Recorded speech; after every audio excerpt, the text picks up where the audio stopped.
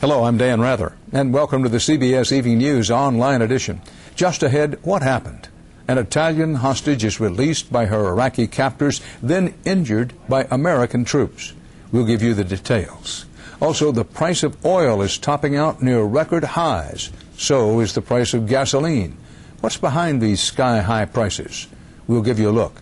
And remembering Tiananmen Square. We may never know how many died. We do know many did. Why did it happen the way it happened? We'll talk with a man who lived through it in a reporter's notebook. It's all starting now on the CBS Evening News Online Edition. World oil prices were up again today, closing near $54 a barrel, closing in on a record. Gasoline prices are heading up as well to a nationwide average now of $1.93 a gallon. The AAA predicts gasoline prices will hit a record high by summer. CBS's Lee Cowan reports on the forces driving up the price of petroleum. At the nation's gas pumps, it's March Madness again, with predictions of $3 a gallon looking more possible than ever. I can't believe they keep on going up. In California, an average gallon of regular was well above $2. At this station, premium hit $2.50. Which is us over our budget. The price at the pump corresponds to the creep in crude. The cost of oil reached a record high of just over $55 a barrel this week and closed down only slightly. The reason? We like to call it petronoia. Yep, petronoia. It's a pretty fancy term for what is really actually a simple economic principle.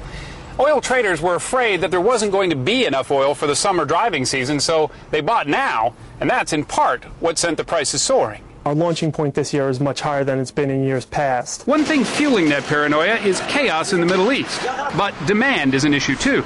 In an increasingly oil-hungry world, the U.S. isn't the only buyer anymore. Demand from economies like India and China seems insatiable, and that may well make $55 a barrel not a record, but the new normal. Probably the era of cheap oil as we've known it, where a barrel of crude oil was $29 or $30, is gone forever. Which worries companies like New England Motor Freight, one of the largest trucking companies in the Northeast.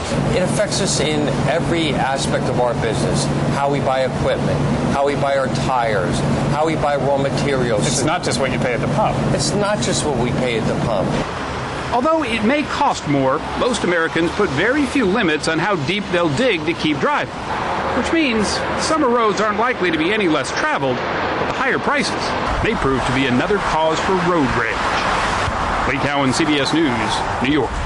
It was an especially tragic day in Iraq. 4 U.S. soldiers assigned to Marine-led combat operations west of Baghdad were killed in action. And there was a deadly case of friendly fire. American soldiers opened fire on a speeding car as it approached a Baghdad checkpoint. Inside was an Italian journalist who had just been freed by her kidnappers. She was wounded, and one of the Italian agents riding with her was killed. Late today, President Bush said he regrets the incident. CBS's Kimberly Dozier is in Baghdad. Kimberly, what's the latest on all this? Well, Dan, Juliana Serena was being driven to Baghdad's international airport for a happy homecoming. Instead, her convoy was mistaken for the enemy. She'd been held in captivity for a month by an unidentified militant group. Just before her release, she appeared in a video thanking her captors for her freedom. In earlier appearances, a drawn and terrified Serena pleaded for her life. Militants threatened to kill her unless Italian troops withdrew from the coalition. Serena had been snatched with her Iraqi driver outside a Baghdad mosque. She became a cause celeb back home. Her release was cause for rejoicing. But as her convoy sped towards a U.S. checkpoint, American troops opened fire. Soldiers say they had tried to warn the convoy to stop. The Italian agent who had negotiated her release reportedly saved Serena a second time, using his body to shield her from the bullets.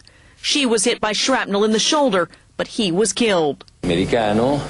A furious Italian Prime Minister, Silvio Berlusconi, summoned the U.S. ambassador in Rome, saying someone must be held responsible. Serena is now recuperating in a U.S. military hospital. U.S. investigators are promising to find out how her homecoming turned into a tragedy. Dan? Kimberly Dozier reporting live from Baghdad. Thanks. As we look back through our reporter's notebook, there is one story as old as man, the quest for freedom.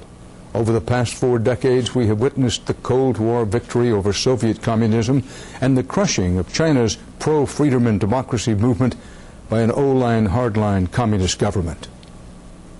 1, 2, 3, join us! It started with such euphoria. Tens of thousands of Chinese students took over Beijing's massive Tiananmen Square to protest our government and our party. And specifically, what is it about your government and your party that you want to change? Corruption, and we call for freedom and democracy. The crowd pushed right up to the very seat of communist power. They were fearless. Are they afraid that the police or the army will break this up? We are students who don't have any arms or any weapons in our hands, and we don't think the government will do anything against us. Their demands ignored, the protesters launched a hunger strike. How long can you keep this up? 3 or 4 days. One of the hunger strikers and protest leaders, Li Lu, is now the owner of a small financial firm in New York City. Tell me what the effect was of a 7-day hunger strike. It was emotionally charged and physically taxing. It was terrible. But effective. Truckloads of protesters streamed into Beijing. Working men and women joined the students in the square. Unrest spread to other Chinese cities. The student demonstration was now a mass movement. Were you prepared to die? I was, and you have to understand, for 40 years, that the people never had a chance to voice their yearning for freedom. The sense is that something's up, and whatever it is will happen before dawn. Just outside the city, hundreds of thousands of people stopped advancing troops. Remarkably, they offered them tea and flowers and handshakes day after day. The soldiers caved in and refused to attack the square. As you can see there, Dan was about to begin a report. As word of potential civil war spread, the government cut our last live link to the outside world. We stonewalled but lost, and so did the students. The assault started at 9 p.m., June 3rd, 1989. What was going through your mind? Disbelief, anger, but also a resolution in the sense that we have done everything we could possibly do to advance our causes. China observers believe new troops from distant provinces did the shooting. People were mowed down for hours all across Beijing as they tried to stop the army from reaching the square. Hundreds were killed or thousands were killed? The number should be in the thousands, not in the hundreds. The sacrifices made at Tiananmen Square helped dismantle communism outside China. People began to demonstrate on the street of Eastern European countries. Only 6 months later, Berlin Wall fell down. Only 12 months later, Soviet Union was gone. But not in China. That remarkable photograph of one man standing in front of the tank. When you see that picture, what goes through your mind? He represented to me and to countless millions of Chinese the fighting spirit of all men against tyranny.